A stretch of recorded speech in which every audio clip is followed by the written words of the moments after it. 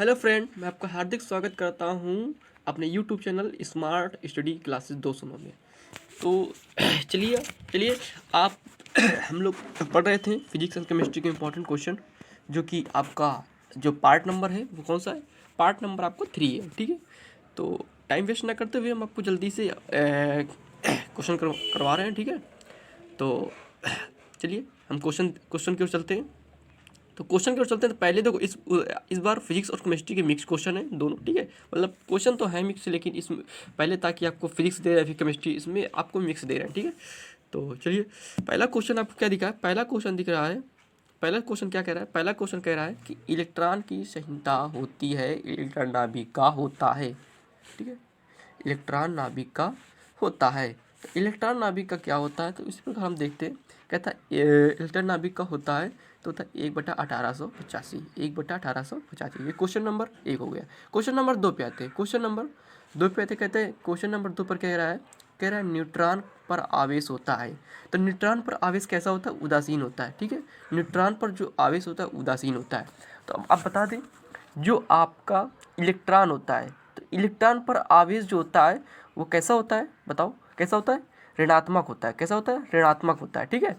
इसके बाद आपका प्रोटॉन पर जो आवेश होता है, तो प्रोटॉन पर आवेश कैसा होता है? धनात्मक होता है, ठीक है। और आपका जो न्यूट्रॉन पर आवेश, ठीक है, न्यूट्रॉन पर जो आवेश होता है वो कैसा होता है? शून्य होता है, ठीक है।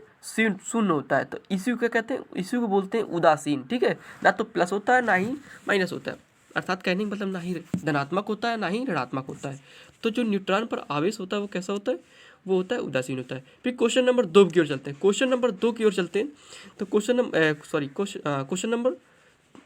नंबर 3 पर चलते हैं। तो क्या कहता है?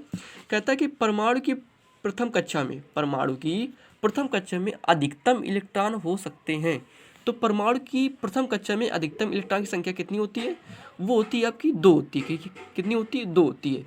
ये आपका क्वेश्चन नंबर 3 हो गया। अब क्वेश्चन नंबर 4 पे चलते हैं। क्वेश्चन नंबर 4 पे क्या कह रहा है कि परमाणु का समस्त भार केंद्रित होता है। जो परमाणु होता है उसका समस्त भार कहाँ पर होता है? केंद्रित होता है। वो होता है नाभिक पर। क्या होता है? नाभिक पर। नाभिक में क्या होते हैं? अब इसमें नाभिक में क्या होते हैं? नाभिक में क्या होते हैं? नाभिक में आपके प्रोटॉन होते हैं और न्यूट्रॉन होते हैं, ठीक है। प्रोटॉन में क्या होते हैं? नाभिक में क्या होते हैं? नाभिक में प्रोटॉन होते हैं और न्यूट्रॉन होते हैं, ठीक है। इसका क्वेश्चन नंबर 4 पे चलते, क्वेश्चन नंबर 5 पे चलते हैं। क्वेश्चन नंबर 5 पे क्या कहता है? क्वेश्चन नंबर 5 कहता है कि परमाणु के नाभिक के खोजकर्ता, जो परमाणु की नाभिक की जो खोज करता है वो कौन है? परमाणु के नाभिक की खोज करता है रदरफोर्ड। कौन है? रदरफोर्ड। इसके बाद क्वेश्चन नंबर 6 पे चलते हैं। क्वेश्चन नंबर 6 क्या कह रहा है? क्वेश्चन नंबर 6 कह रहा है कि रेखीय प्रसार गुणांक का मात्रक होता है।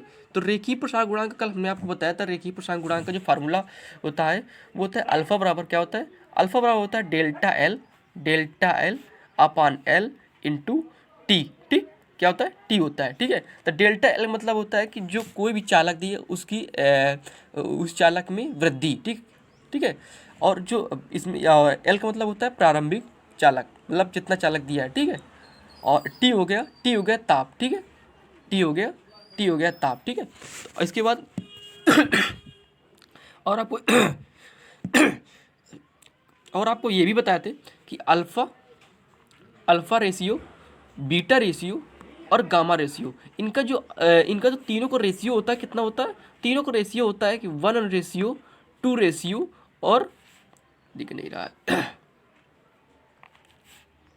कितना होता है? 2 रेशियो 3 होता है, ठीक है। कि 1 रेशियो 2 रेशियो और 3 रेशियो ये होता है, ठीक है। तो इस प्रकार आप चलते हैं। तो इसका क्वेश्चन समझ में आया कि रेखीय प्रसार गुणांक का मात्रक क्या होता है? तो रेखीय प्रसार गुणांक का मात्रक होता है प्रति डिग्री सेल्सियस कह सकते हैं, या डिग्री सेल्सियस इनवर्स भी कह सकते हैं, ठीक है। इसके बाद क्वेश्चन नंबर 7 पे चलते हैं। तो क्वेश्चन नंबर 7 में चलेंगे तो हम देखेंगे। कह रहा है कि क्वेश्चन नंबर 7 कह रहा है कि निम्न में से निम्न में से कौन सदिश राशि है? तो निम्न में से कौन सदिश राशि है?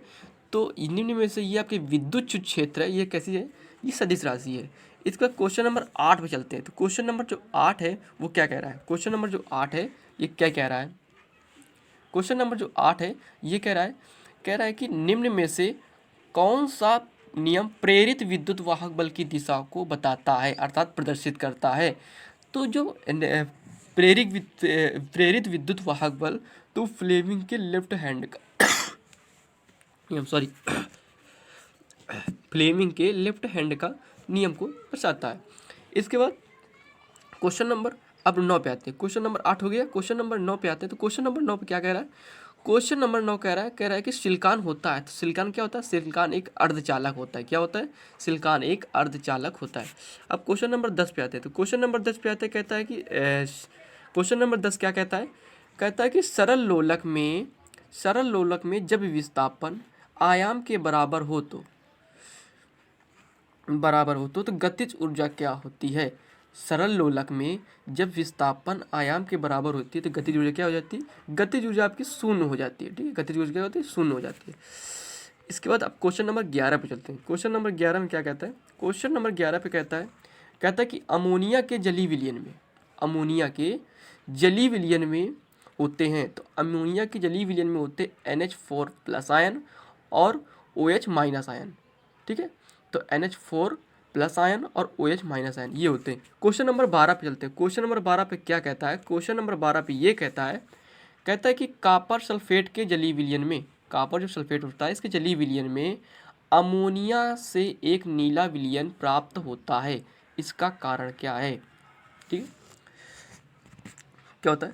कहता है कि कॉपर सल्फेट के जलीय विलयन में अमोनिया से एक नीला विलयन प्राप्त होता है। इसका कारण क्या है? तो इसका कारण होता है कि एक संकर लवण बनता है। इसका कारण क्या होता है? एक संकर लवण बनता है। इसके बाद क्वेश्चन नंबर चलते हैं 13 पे। क्वेश्चन नंबर 13 क्या कहता है? क्वेश्चन नंबर 13 कहता है कि सल्फर डाइऑक्साइड रंगहीन वस्तु का जिस क्रिया द्वारा रंग उड़ाती है उसे क्या कहते हैं? क्या कहता है?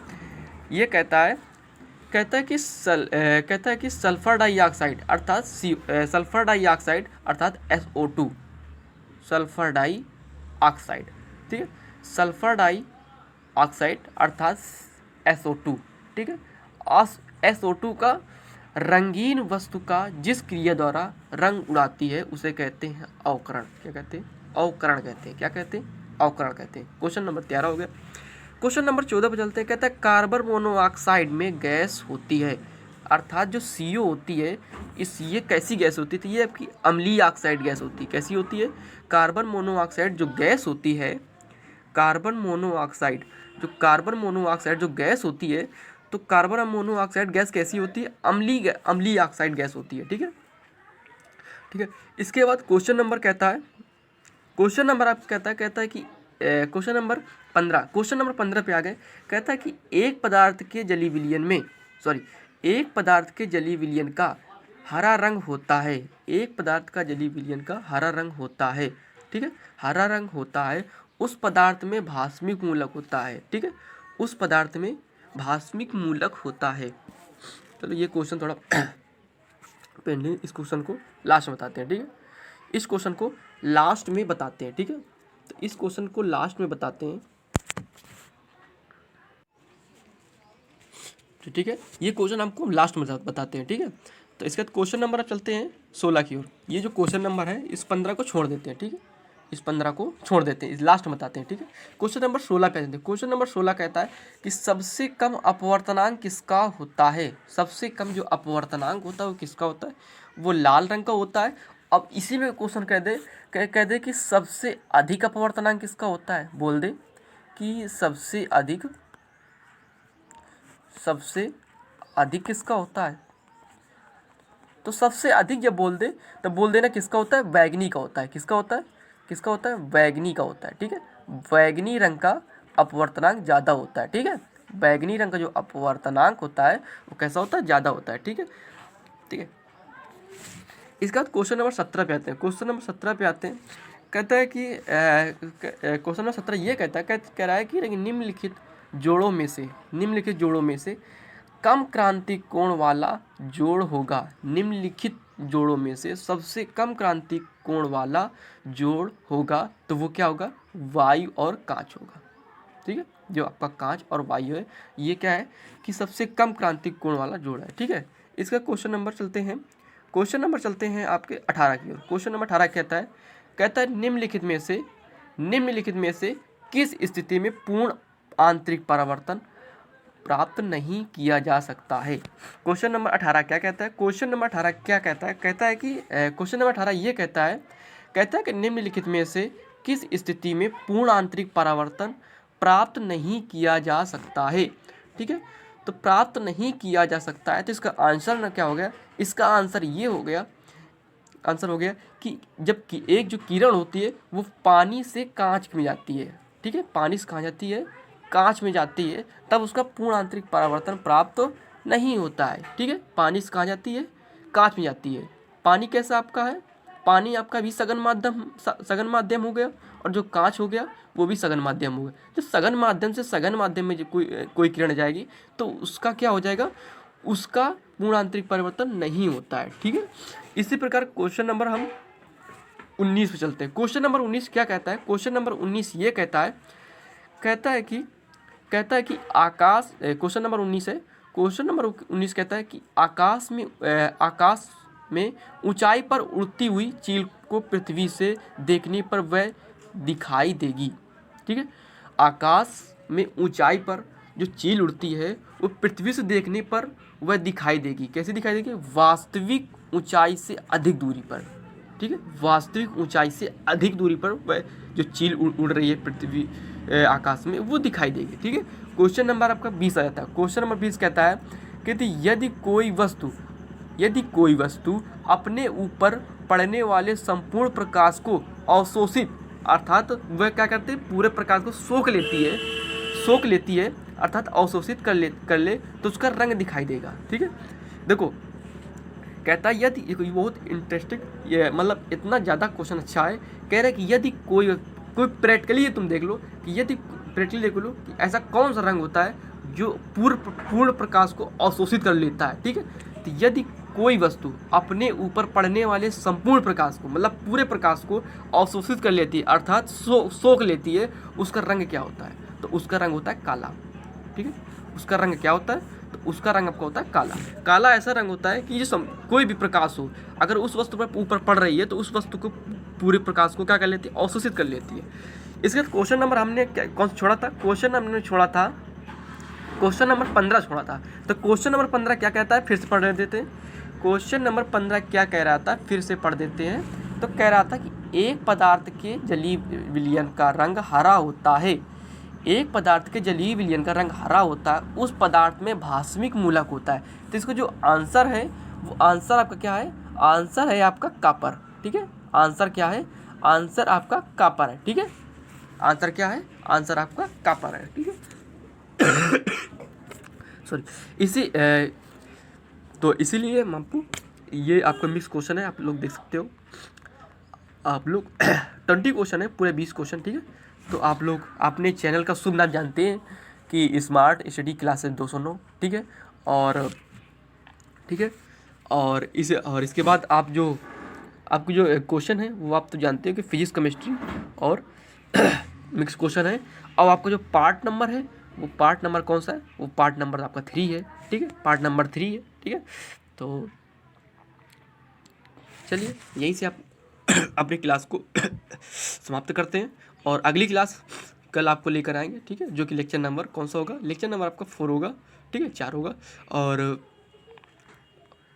आपका क्वेश्चन, ये सारे इंपॉर्टेंट क्वेश्चन है, आप लोग सही से पढ़ते रहिए, और आपको गवर्नमेंट कॉलेज पक्का मिलेगा। ठीक है, ये मेरा वादा है। ठीक, लेकिन आप लोग पढ़ते रहिएगा। ठीक है।